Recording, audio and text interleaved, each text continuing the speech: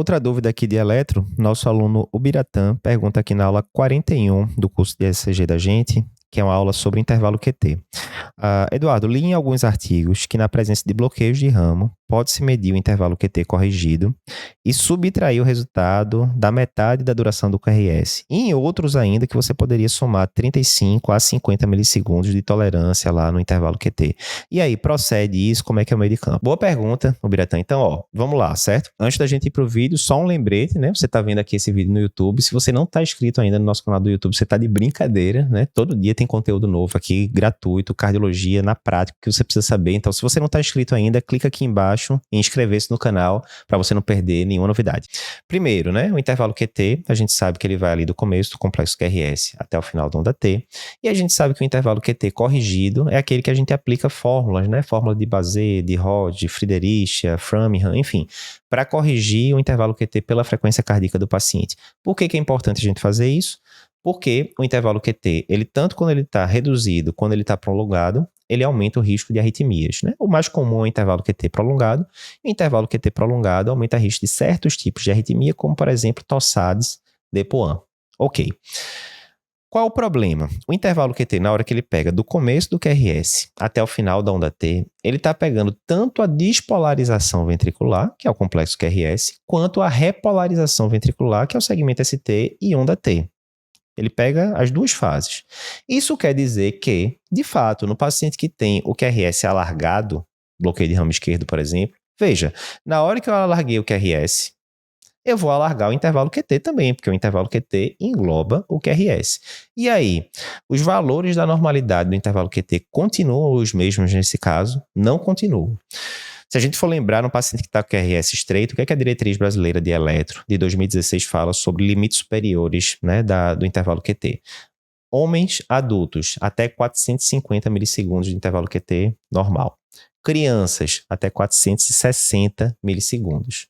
Mulheres adultas, até 470 milissegundos. Então é uma escadinha, né? 450, 460, 470. Ok, isso é para QRS de duração normal. Se o QRS estiver alargado, aí você vai ter que ver formas de corrigir isso. Uma das formas que o pessoal fala é o seguinte, você despreza o QRS. Em vez de você medir intervalo QT, do começo do QRS até o final da onda T, você vai medir o intervalo JT, do ponto J, né, que é justamente quando acaba o QRS até o final da onda T. Essa é uma possibilidade. Qual o problema? Você teria que decorar outros limites da normalidade. Né? Isso não é tão... A gente já tem muita coisa para decorar na cabeça ali, então isso não é tão atrativo para boa parte das pessoas. E aí veio uma alternativa, né? E eu vou dizer que essa alternativa eu descobri na época da pandemia do Covid. Lembro logo ali no comecinho de 2020, a gente estava com várias medicações que podiam aumentar o intervalo QT, aquela coisa toda. E aí teve uma publicação do American College, justamente falando de como medir intervalo QT, né, no seu paciente que estava com Covid, que você poderia considerar alguma medicação, tipo azitromicina, cloroquina, o que fosse, que aumentava o intervalo QT. E aí, o que é que essa publicação do Jack falou? Ela falou isso daqui, ó, do American College. Forma simples de você ver o intervalo QT nesses pacientes com bloqueio de ramo é o seguinte, você pode somar de 30 a 50 milissegundos ao valor superior da normalidade. Não entendi, Eduardo. Vamos fazer o seguinte. Pegar meu caso, certo? 39 anos, garotão, homem. Homem adulto. O normal seria até 450 milissegundos de intervalo QT corrigido. Ok? Digamos agora que eu tivesse um bloqueio de ramo esquerdo. Então, esse intervalo ele vai aumentar o limite superior. Aumentar em quanto? De 30 a 50 milissegundos. Ou seja, 450, que era o valor normal, mais 30 vai dar 480. Se eu somasse 450 mais 50, né? Porque o American College fala de 30 a 50 milissegundos a mais, daria 450 mais 50, 500 milissegundos. Ou seja, você pegou um homem adulto e que tem um bloqueio de ramo esquerdo ou bloqueio de ramo direito, tanto faz. Você consideraria um intervalo QT normal se ele chegasse até 480, no máximo 500 milissegundos, né? Então, obviamente, não. Eu calculei lá nesse paciente e veio 520 milissegundos. Está aumentado.